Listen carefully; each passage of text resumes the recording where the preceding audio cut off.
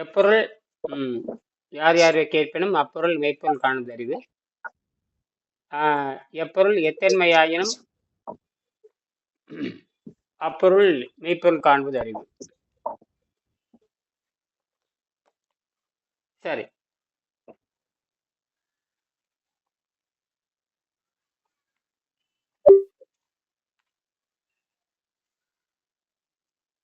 தொண்ணூத்தி 94ஆம் பக்கம்.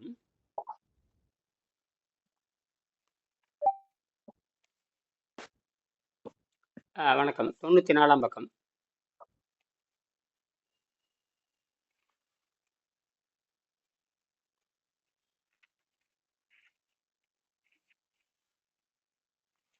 ஆ 94ஆம் பக்கம். நீங்க பார்த்திருப்பீங்க.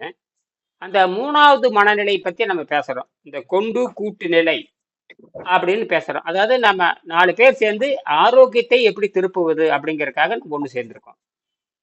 ஆக அந்த உணவில்லாமல் வாழும் கலை, அந்த ராஜீவ் காந்தி கெமிக்கல் வேதியியல் ப்ரொஃபஸருக்கு அறிமுகப்படுத்தி வச்சுட்டாரு ராஜ்குமார். இந்த மாதிரி ஐயா வந்து நம்ம உணவு பழக்கத்தில் விடுதலை அடைஞ்சு 25 வருஷம் ஆச்சு. அவர் சிரிச்சாரு.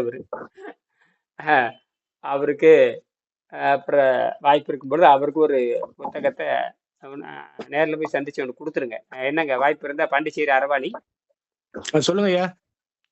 அந்த ராஜீவ் காந்தி இன்ஜினியரிங் காலேஜினுடைய ப்ரொஃபஸர் டாக்டர் முரளிதரன், அவர் தான் அந்த கெமிஸ்ட்ரி ஹெச்ஓடின்னு நினைக்கிறேன். அவரை சந்திச்சு வாய்ப்பு இருந்தது அந்த புத்தகத்தை ஒன்று அன்பளிப்பா ஒன்று கொடுத்துருங்க. சரியா?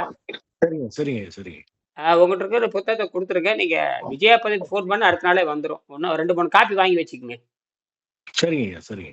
ஆமா, ரொம்ப தேவைப்படும். முக்கியமான கொஞ்சம் டீட்டெயில் மட்டும் கொஞ்சம் வாட்ஸ்அப்ல அனுப்பிச்சு விட்டுருங்க ஐயா.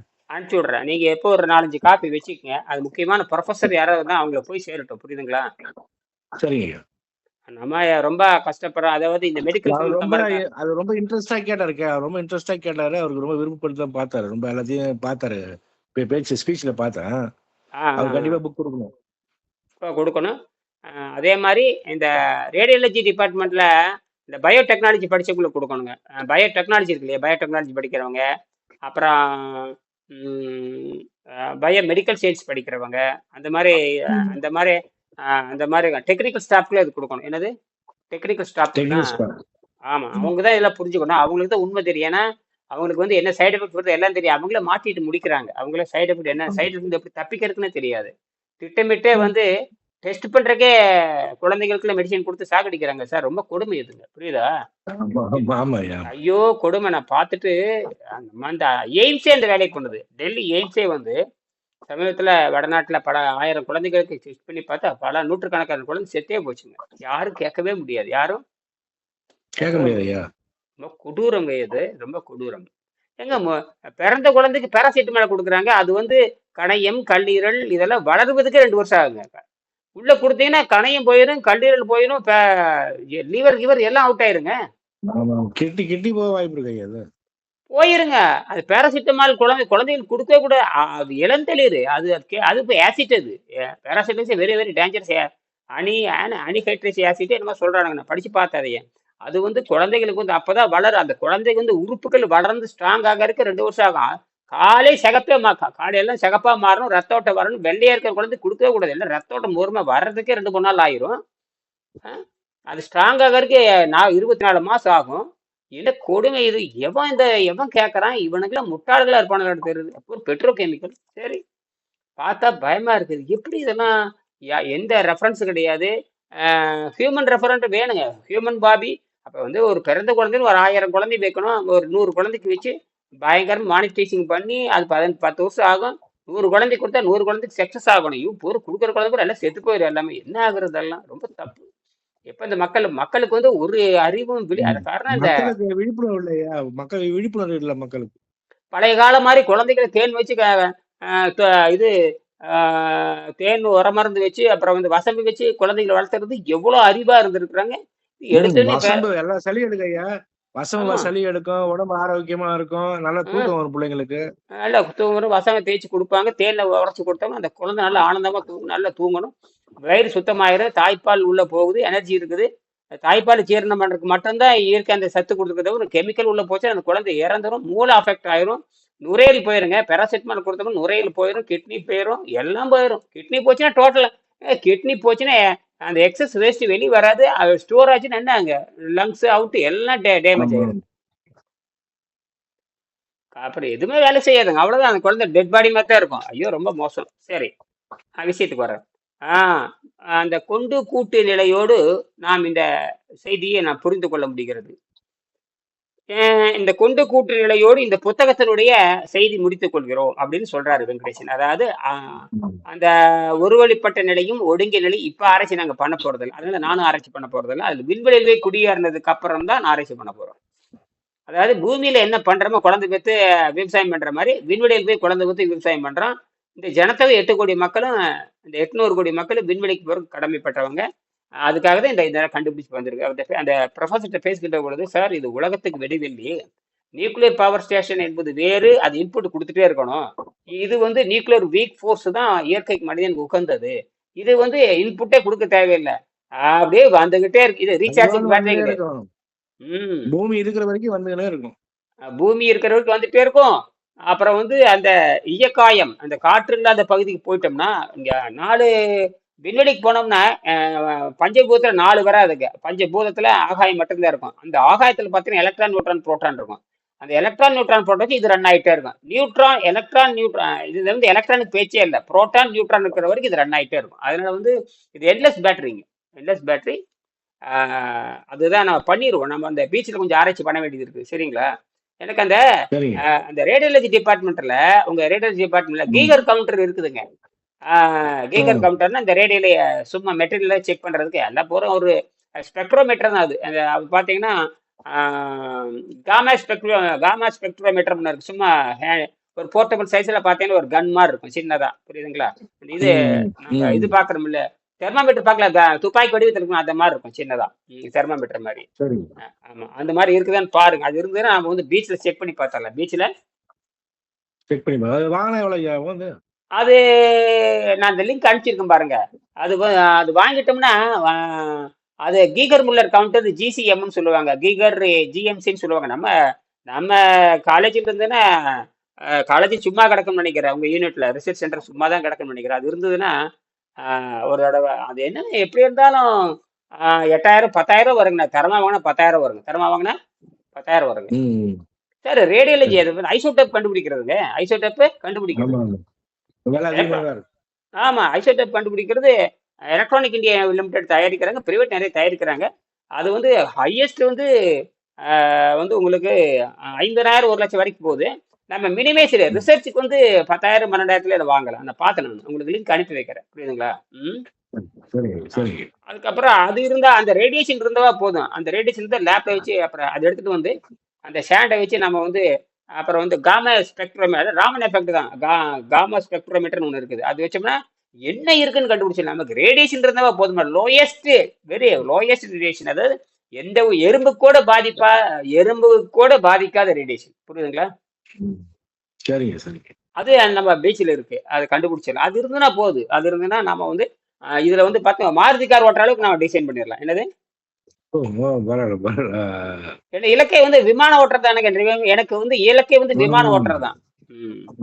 சரிங்க, சரி. விமானம் ஓட்டுறது, அப்புறம் அடுத்தது ஸ்பேஸ் ஃபிளைட்ல அது ஃபிட் பண்றது, அப்புறம் விண்வெளிக்கு போனதுக்கு அப்புறம் இந்த கண்ணம்மா பேட்டரி வச்சு நீங்க மார்ஸ் டிராவல் போறது, அப்புறம் ஆல்பா சென்ட்ரி வரைக்கும் நம்ம போகலாம். ஏன்னா உடம்பு அதில் ரேடியேஷன்ல வாழ பழகிக்கும், புரியுதுங்களா?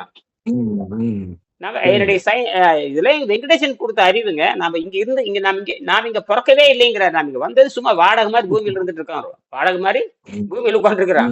நாம போக வேண்டியதே விண்வெளி. விண்வெளிக்காக தான் பாடி டிசைன் ஆயிருக்குதுங்க, விண்வெளிக்காக தான் டிசைன் ஆயிருக்கு உடம்பு. இதை பாருங்க, 98 பேர் எல்லாம் ஃபெயிலியர் ஆகி செத்து போயிடுவான். நாம 2 பேர் மட்டும் தப்பிப்போம். அதாவது 2% மட்டும் தப்பிக்கும். 2%, only 2% அவங்க தான் ஸ்பேஸ் போவாங்க. நீங்கள் வானம் ஏகுவதற்கு கடமைப்பட்டு உள்ளீர்கள் என்று பைபிள்ல கூட ஒரு வசனம் இருக்கு.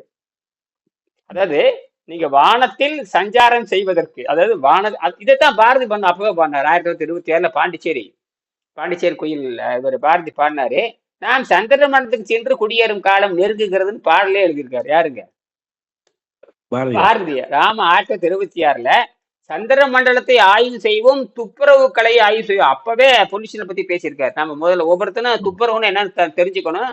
அப்புறம் அடுத்து சந்திர மண்டலத்துல போய் ஆராய்ச்சி பண்ணணும்னு அப்பவே எழுதியிருக்காரு. யாரும் கற்பனை பண்ணாத காலத்துல எழுதியிருக்காரு. யாருக்கு?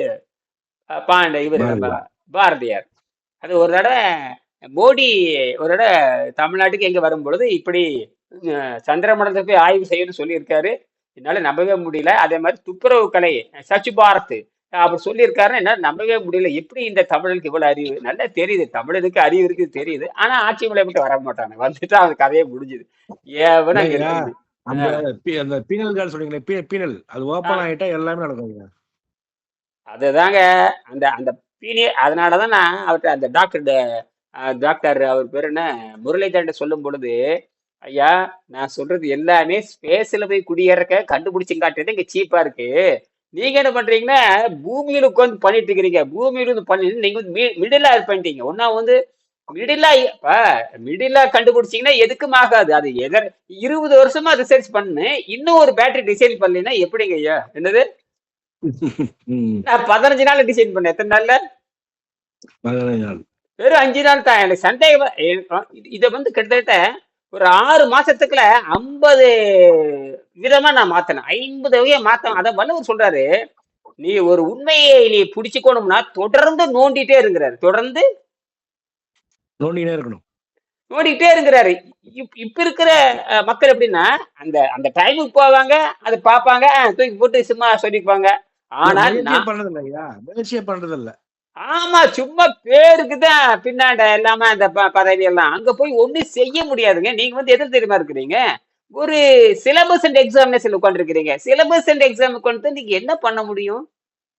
அது இன்னொருத்தர் அறிவையா, நம்மளா எதுவுமே கண்டு இன்னொருத்தர் அறிவு வச்சுதான் படிக்கிறோமே தவிர நம்ம போய் எதுவுமே கண்டே பிடிக்கல. ஆமா, நான் அப்படி இல்ல. ஓப்பன் நான் சொன்னேன் ஐயாட்டா, ஓப்பன் சரி கூட்டுங்க அப்படின்னா, இதை புரிஞ்சுக்க ரொம்ப கஷ்டமா இருக்கு அப்படின்னு. ஆனா ரொம்ப ஈஸி. என் செலவுல 50 ரூபா செலவுன்னு சொன்னேன். ஓ 50 ரூபா 50 ரூபா செலவுல ப்ரூவ் பண்ணிட்டு போறல. இது பயங்கரமான மிராக்கிளா இருக்கு மாட்டு. அந்த வீடியோ பாருங்க, நான் பேசுறது பாத்துட்டீங்க இல்லையா? பாருங்க எப்படி ஏங்க ஒரு ப்ரொஃபசர் பேசணும்னா இதுதான் பேசிக். கடைசியில தான் புரிஞ்சுக்கிட்டாரு. ஆரம்பத்துல கொஞ்சம், ஏன்னா யாருக்கும் புரியாது. நிறைய கொஸ்டின் பண்ணாரு விஷயம் தெரியுதா இல்லையான்னு. விஷயம் சொன்ன பிறகு அப்சர்வ் பண்ணீங்கன்னா அதுக்கேற்ற மாதிரி பேச ஆரம்பிச்சாரு. ஆமா ஆமா, ஃபைனலா தான். ஏன்னா உடனே யாருக்கும் புரியாது. என்ன குவாண்டம் பேட்டரிங்கிறான், உடனே வந்து நியூக்ளியர் வீக் ஃபோர்ஸ் யார் பேசுறன்னு கேட்டீங்கன்னா ஜெர்மன்ல இருக்கிற சயின்டிஸ்ட் பேசுவானுங்க. அப்புறம் வந்து யார் பேசுறவனா நியூக்ளியர் பவர் ஸ்டேஷன்ல இருக்கிறவங்க பேசுவான். அவனே கூட பழசெல்லாம் பேசணும், புதுசா சிந்திக்க முடியாது. புதுசா அதுதான் நீ இங்க என்ன படிச்சீங்கன்னு விசாரிச்சாரு. என்ன படிக்கிறீன்னு கேட்டாரு அவரு. ஆமா, தமிழ் மாணவன் படிச்சீங்க. தமிழ் மாணவன் நான் சொன்னேன். தமிழ் படிச்சுட்டு வரலாறு சிறப்பு தமிழ் படிச்சவன் தமிழ் மாணவன் சொன்னேன். எனக்கு ஆசிரியர் இந்த வெங்கடேசன் தான் அப்படின்னு. ஓ அவர் வச்சுதான் நீங்க? ஆமா, அவர் சார் அவர் கோடு அவர் என்ன வச்சாருந்த வெங்கடேசன் வந்து புள்ளி வச்சாருங்க, நான் கோலம் போட்டேன், அவ்வளவுதான். அதான் விஷயமே. அதனால நீ இன்னும் வாங்க வாங்க, பொல்லி வச்சாரு, கோலம் போட்டேன். நல்ல ஒரு கனெக்ஷன் கிடைச்சிருக்கு. பார்ப்போம், ஒரு இன்ஜினியர் கனெக்ஷன் கிடைச்சிருக்குது. இவரு ஒரு இன்ஜினியருங்க, பொறியாளர் பழனிவேல். அவரு செஞ்சுட்டாருங்க. அவர் வீட்டுல எரிஞ்சிட்டு தான் இருக்குது. அவர் வீட்லயும் சரி. ரைட். தொடர்ந்து வாட்ச் பண்ணி எனக்கு ரிப்போர்ட் அனுப்புங்கய்யா. சரி. அடுத்து நாம் பாருங்க, கொண்டு கூட்டு நிலை வரைக்கும் நாம் போய் விடுகிறோம். அதுக்கப்புறம் பிராணசித்திர வாடுகின்ற நிலைக்கு நாம் வந்து விடுகிறோம். விண்வெளியில் பெருகும் வரை கொண்டு செல்லும். அதாவது கொண்டு கூட்டு நிலை தம்மை ஒரு மனிதனை இப்ப கூட்டா சேரம் இல்லையா, அதுதான் கொண்டு கூட்டு நிலை நம்மை பிராணசக்தியில் வாழ்ந்து விண்வெளியில் பெருகும் வரை கொண்டு சேர்க்கிறது. அடுத்தது பாத்தீங்கன்னா, அடுத்தது ஒருவெளிப்பட்ட நிலை, அப்புறம் வந்து ஒடுங்கிய நிலை ஆகியவை பிரத்யேகாரம், தாரண, தியானம், சமாதி ஆகிய அட்டாங்க யோகத்தின் பின்னான்கு நிலைகளோடு தொடர்புடையவை. ஆதலால் அதை நாம் இந்த புத்தகத்தில் ஆராய வேண்டாம். எல்லா மனிதரும் எல்லா சமுதாயங்களும் ஒப்புக்கொள்ள வேண்டிய மனிதன் மிருகம் போல் அல்லாமல் பெருகி வாழ வேண்டும். மிருகத்தை வந்து சுருங்கிட்டே வரும், பாப்புலேஷன் குறைஞ்சிக்கிட்டே போகும். ஆனா மனிதன் மட்டும் ம். பெருகிட்டே பாருங்க, எல்லா பாப்புலேஷன் குறைஞ்சிக்கிட்டே போய் மனிதன் மட்டும் அதிகமாயிட்டே போவான் இல்லைங்களா? ம். ம். ஆக அப்பதான் சொல்றேன், அப்ப உலக சமுதாயம் ஒத்துக்கணும். இப்ப அதனாலதான் சொல்றேன், நீ எல்லா ப்ரொஃபஸரும் நம்ம இது கொடுக்க வேண்டிய கடமை இருக்குது. இனியனோடு சரிங்க. யாராரு தொடர்பு வைக்கிறாங்களோ அவங்களுக்கெல்லாம் நம்ம கொடுத்துட்டு போய், நான் எத்தனையோ கொடுத்துருக்கேன். இனி வந்து இந்த மாதிரி நாம வந்து இது ஒரு கொள்கையை எடுத்து இந்த மாதிரி நல்லவர்களுக்கு கொடுத்தோம்னா அவங்களுக்கு ஞானம் பிறக்கும். அப்புறம் 4-5 மனங்களுக்கு நான் ஒரு 10-15 மனங்கள் கூட்டு சேர்ந்தோம்னா எல்லா பிசாசையும் விரட்டி விட்டுறலாம். எல்லா பிசாசையும் விரட்டி விட்டுறலாம். விரட்டி விட்டுரு. ஆமா. மனமது செம்மையானால் மந்திரம் செபிக்காதே. மனமது செம்மையானால் மந்திரம் செபிக்காதே. எல்லா பிசாசையும் உடைச்சிடலாம். ஒண்ணும் இல்லைங்க. இந்த குவாண்டம் பேட்டரி பாருங்க, நீங்க ஒண்ணு நீ எனக்கு எனக்கு வந்து கன்ஃபார்ம் பண்ணுங்க. அங்க பீச் சேர்ல வந்து ரேடியேஷன் இருக்குதுன்னு சொல்லிட்டீங்கன்னா, ம். அடுத்த வாரத்து ஒரு 10 நாள்லயே மாருதி கார்ல வச்சு செட்டப் பண்ணணும். 20 கிலோல செஞ்சிடலாம். எத்தனை கிலோவுல? இப்ப வந்து 20 கிலோ. இது வெறும் 20 கிராம். நான் 98% கிராஃபைட் தான் போட போறேன். 1% அந்த பீச் சாண்ட் போட போறேன். 1% பொட்டாசியம் போட போறேன். போட்டுட்டு அவ்வளவுதான், முடிஞ்சு போச்சு. பெருவரல் மொத்தத்துக்கு கிராஃபைட் வச்சுட்டோம்னா அது வரும். ஒரு ம். மணி நேரத்துக்கு 3 கேவி வருங்க. ஒரு மணி நேரத்துக்கு 3 கேவி. 3 கேவினா 3000 வாட்ஸுங்க. என்ன? ம். 3000 வாட்ஸ். 3000 பர் ஹவருக்கு 3000 வாட்ஸ். 72 யூனிட் கொடுக்கும். எங்க போலாம்? நீங்க போலாம், சந்திரமண்டலத்துக்கே போயிட்டு வரலாம். என்னது? ம். என்னோட கற்பனை அதுதான். இந்த 20 கிராமே, இந்த 20 கிராம் டோட்டல் வெயிட் 20 கிராம் உள்ள கெமிக்கல் பார்த்தீங்கன்னா மீறி பேர் 6-7 கிராம் இருக்கும். இந்த 6-7 கிராமே 80 ஆம்பியர் கொடுக்குதுங்க. நம்ப முடியுதா?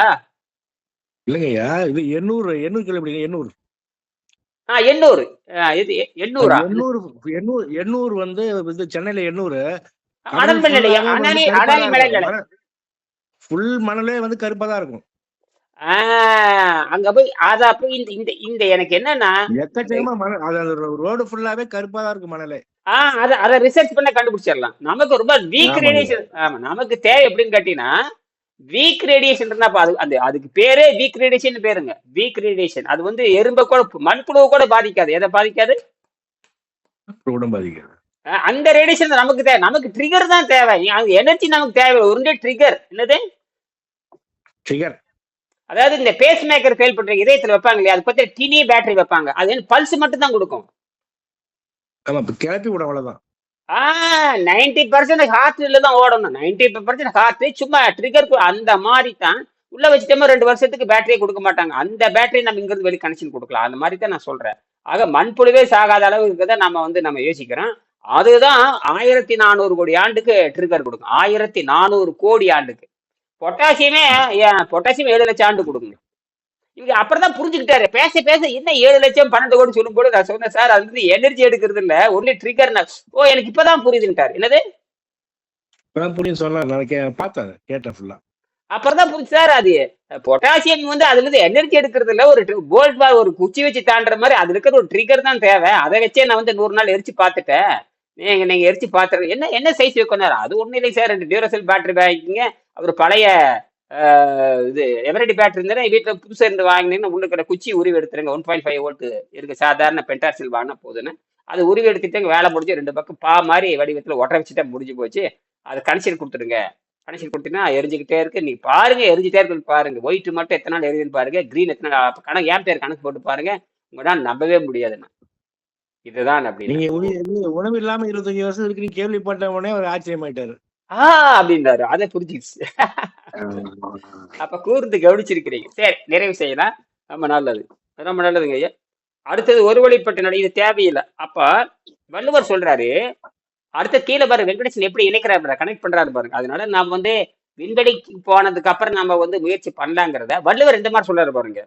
இளமென்று அசிய இருப்போய் காணில் இளமென்னும் நல்லா நகுல்.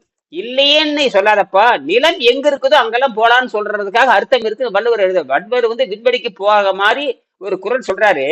நான் வந்து விண்வெளிக்கு போறதுக்காக வள்ளுவர் சொல்லி இருப்பாருன்னு நான் நினைக்கிறேன். ஆனா வாசகர் நீங்கள் எப்படியோ புரிந்து கொள்ளுங்கள். என்னுடைய நோக்கம் வந்து திருவள்ளுவரும் நான் விண்வெளி எங்கும் போகலான்னு சொல்வதற்காக ஒரு குரல் இருக்கிற மாதிரி நான் நினைக்கிறேன். என்னுடைய கருத்துக்கு வாசகர் உங்கள் அவர் என்ன சொன்னாரு நீங்க முடிவு பண்ணிக்கங்கிறாரு. அதான் சொல்றாரு.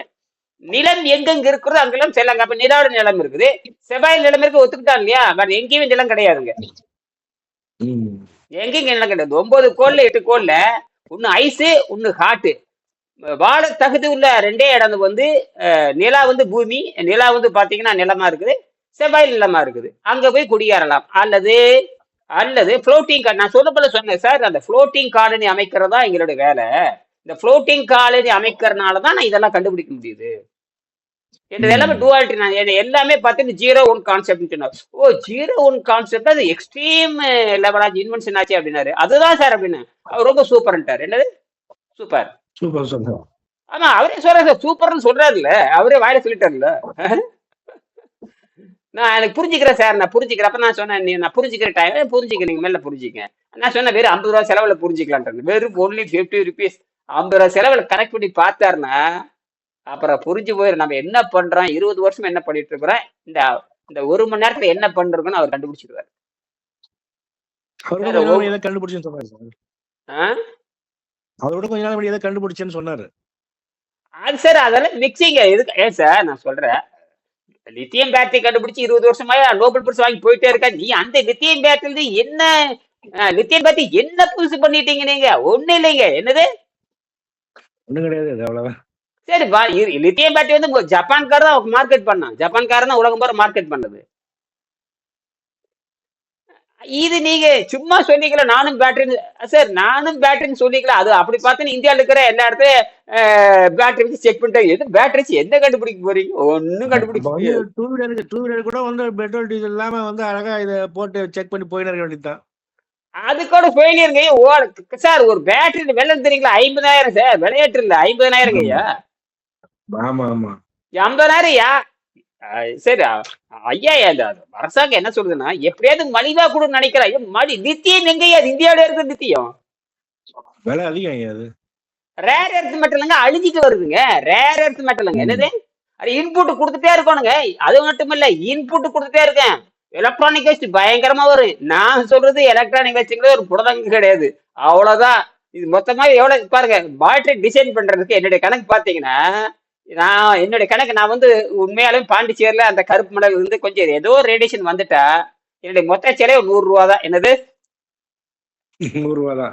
100 ரூபாயில பாரு, 100 ரூபாயில 1 கோடி ஆண்டுக்கு எரியுதுன்னு காட்டி இப்பவே நீ 100 நாள் சொல்லியிருக்கேன். இந்த பொட்டாசியம் கேவை இன்னும் இந்த பொட்டாசியம் கேவை வந்து நான் வந்து கொஞ்சம் ஆராய்ச்சி பண்ண வேண்டியது. இந்த பியூர் பொட்டாசியம் உங்க லேப்ல இருக்குதான்னு பாருங்க ஐயா.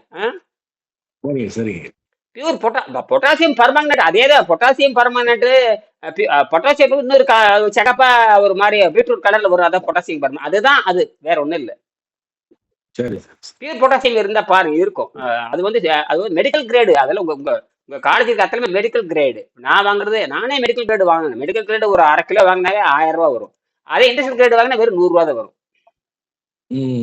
ரெண்டுக்கு என்ன வித்தியாசம் பார்த்தா ரொம்ப ஆச்சரியமா இருக்கு. இது 99, இது 99 இருக்கும், அது 19.9 இருக்கும். ஆச்சரியமா பார்த்து 1%. அது நமக்கு தேவையில்லை. இண்டஸ்ட்ரியல் கிரேடு வந்து 99%, அது 100 ரூபா. மெடிக்கல் கிரேட் வந்து 99.9% வந்து 1000 ரூபா. நாம அதுல 1000 ரூபாய்க்கு போகவே தேவையில்லை. நான் 2-3 கெமிக்கல் வாங்கி பார்த்தேன். Metal oxide. இந்த மெட்டல் ஆக்சைடு வச்சு ஆராய்ச்சி பண்ணும் பொழுதுதான் ஃபெரிக் மெட்டல் ஆக்சைடு அது வந்து மெடிக்கல் கிரேடு வாங்கினேன். அது கிலோ 1000 ரூபா, 1500 ரூபா கொடுத்து வாங்கினேன்.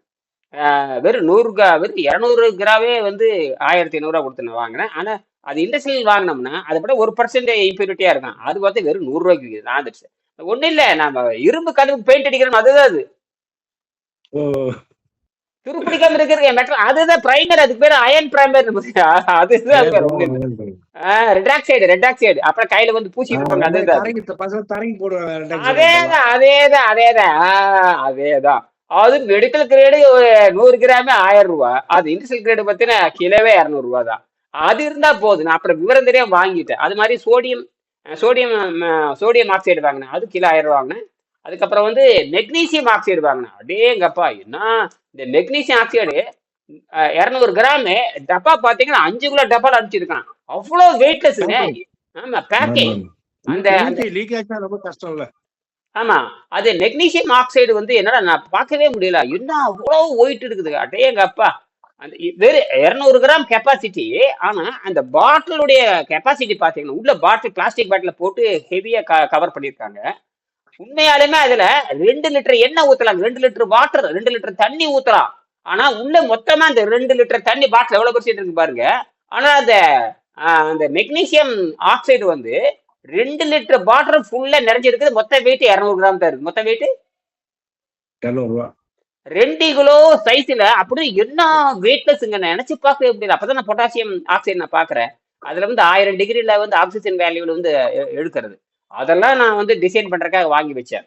கடைசி இப்படி பண்ணிட்டு அதெல்லாம் வந்து பார்த்தேன். நியோ டைம் நீங்க வண்டியில மேக்னெட் பயன்படுத்துறாங்க இல்லையா? இப்ப ஓடுது இல்ல, பேட்டரி ஓடுது இல்லையா? அது பார்த்து மேக்னெட் ரொம்ப ஆமா. முக்கியம். ம். அந்த பேட்டரி என்ன தெரியுங்கன்னா, ஒரு 100 கிலோமீட்டர் வேகமா ஓட்டினா பேட்டரி ஃபெயில், அந்த கீழே இருக்கிற மேக்னெட் அவுட் ஆயிருங்க. புரியுதா? அதுக்கு சில வண்டியில எரிஞ்சு போகுது ஐயா. ஐயோ, அதுக்கு மாற்று கண்டுபிடிக்கிறதுக்கு தான் இந்த மெட்டலாக்சைடு ரிசர்ச் பண்ணேன். ஆமா ஆமா, அது புரியுது புரியுது. நான் ஏன்னா அது வேகமா விரட்டினீங்கன்னா அவுட் ஆயிரும். வேகமா விரட்டினீங்கன்னா அவுட் ஆயிரும். நிறுத்தி போகணும். கண்டினியூட்டே போக முடியாது. நிறுத்தி தான் போகணும். கண்டினியூ போனோம்னா மேக்னெட் இது நியோ டைம் 70 டிகிரி தாண்டும் பொழுது சென்சார் அவுட் ஆயிரும், பேட்டரி டவுன் ஆயிரும். அவ்வளவுதான் முடிஞ்சு போச்சு. வண்டி கப்புன்னு அங்கேயே நின்றுடும். அதை முறியடிக்கணும்னா அது வந்து ஒரு மெட்டல் ஆக்சைடு. அதை முறியடிக்கிறதுக்கு நான் ஒரு ரிசர்ச்ல பண்ணியிருக்கேன். அதெல்லாம் வரட்டுங்க. முதல்ல ஒரு ப்ராஜெக்ட் வெளியே வந்துடுச்சுன்னா அது அப்புறம் இல்ல ஐயா, ஒண்ணு சக்சஸ் ஆயிட்டு வெளியே வந்தாலே எல்லாமே தொடர்ச்சியா வந்துடும், பிரச்சனை இருக்காது. ஆமா. அப்புறம் எல்லாரும் உடையாந்துருவாங்க. எல்லா கம்பெனிஸும் வந்துருவாங்க. என்னையா வச்சிருக்கீங்க? வச்சிருக்கேன் எல்லாம் புடிங்கன்னு சொல்லி கொடுத்தலாம். அப்புறம் படன்னு அப்புறம் ஸ்பேஸ் கார்டு நாம எலன் மாஸ்க்கு போட்டியே நாம வந்துடலாம். எலன் மாஸ்க்கு போட்டியே நாம வந்துடலாம். அது ஏன்னா நம்ம நோக்கம் வந்து விண்வெளியில் குடியேறி அங்க மக்களை வந்து காப்பாற்ற வேண்டும் என, இந்த 800 கோடி மக்களையும் காப்பாற்ற வேண்டும்ங்கிறது வெங்கடேஷனுடைய கருத்து. அதே எவல்யூஷனுடைய கருத்து, அதே விண்வெளியினுடைய கருத்து, ஆகாசனுடைய கருத்து. ஆகாய பூமியில இருக்கிற எந்த குழந்தையும் சாக கூடாதுங்கிறதா விண்வெளியினுடைய கொள்கை. சரிங்களா? இயற்கையால விரும்புது ஐயா, இயற்கையால விரும்புது. யாரும் சாக விரும்பல. இயற்கையே வந்து எல்லாரும் சந்தோஷமா இருந்தா விரும்புது. ஆமா.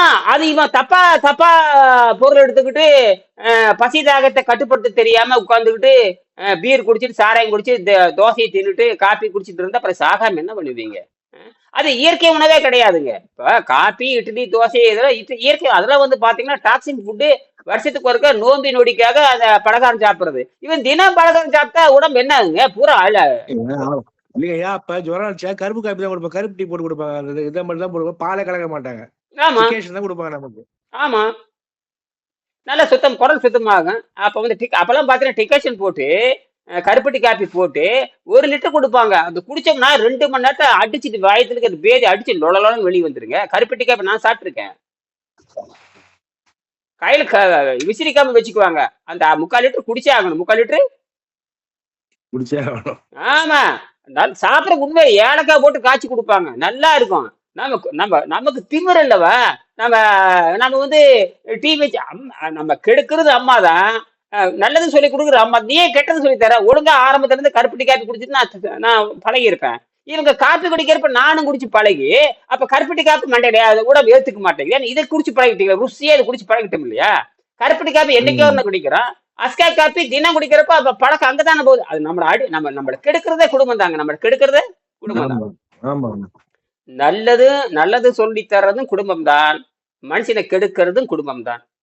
நல்லது ஒரு குடும்பம் பல்கலைக்கழகம் சொன்னாங்க இல்லையா? ஆகையினால இதை புரிஞ்சுக்கிட்டு நாம் இதை மீண்டும் நாளை காலையில 7:30 மணிக்கு பேசலாம். சரிங்களா? நன்றி, வணக்கம். நன்றி.